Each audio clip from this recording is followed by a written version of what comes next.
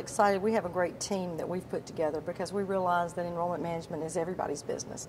But if it's going to be everybody's business, that means that you have to understand data, you need to know how to collect it, and then also how to utilize that. Well, one of the things that we've seen is that our retention rate has actually gone up from about 72% to over 82% in the last 5 to 6 years, and that was a very strategic plan to do that. Again, it goes back to understanding the data, understanding what are the roadblocks to students being retained, and so every time we find those, we knock those roadblocks down, and so that's why we've been so successful. Obviously, with higher retention rates, we've also increased our graduation rates by about 10% in the last 10 years.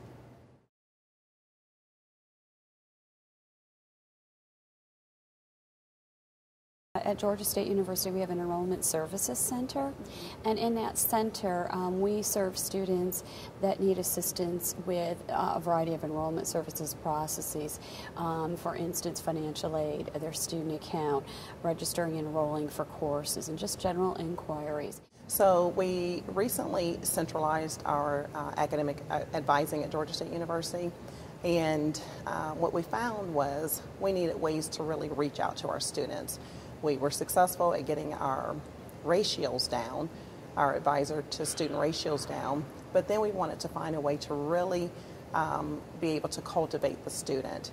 And we realized very early on that we needed technology to do that. Georgia State realizes that we have to really engage the whole student, and we have really made miles of progression in order to do that, outside of breaking down our advisor student ratios and incorporating the technology with our students in a way to service our students.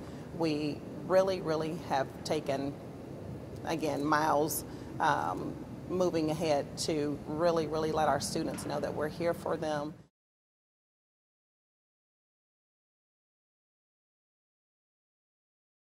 I would say not to be afraid of technology and really analyze your data. And in doing so, you understand what your students need and you can act proactively towards that, because students may not always come to you. They're searching for the answers, and we don't want them to give up. We want them to easily obtain what they need to complete.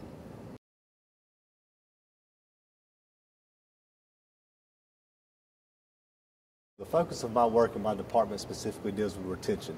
Over the past 3 years, as we have seen shifts in the scope of work into Complete College Georgia and the focus on the RPG, the retention, progression, and graduation of students, my office has been at the forefront of initiatives to try to increase retention at the university level. A lot of what we do is we have switched our advisors from being specifically just academic advisors to what we call now as retention specialists.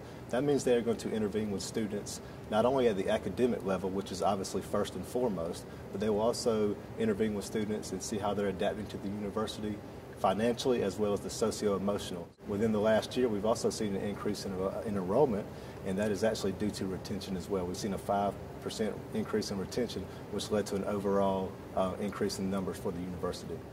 We did a predictive model for our freshman students, and what we found is we were losing about 29% of them in the first year before the end of the entire spring term.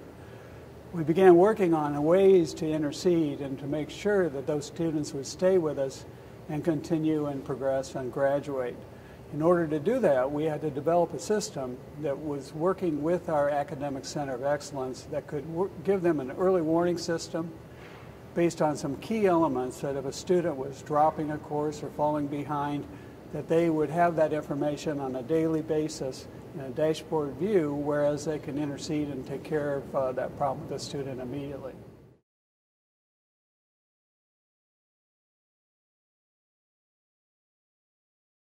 When we look at the increasing costs of tuition and fees and textbooks for students, this is a big concern for us. And the one thing that we as faculty, as administrators, that we can have a big impact on is the cost of textbooks. We can have a direct impact on students, particularly on low-income students, where the rising cost of textbooks can have an impact on progression, on retention, particularly on progression. So if students are having to drop out, or take time out of classes simply to cover the rising costs, especially with the Hope Scholarship no longer covering books or fees.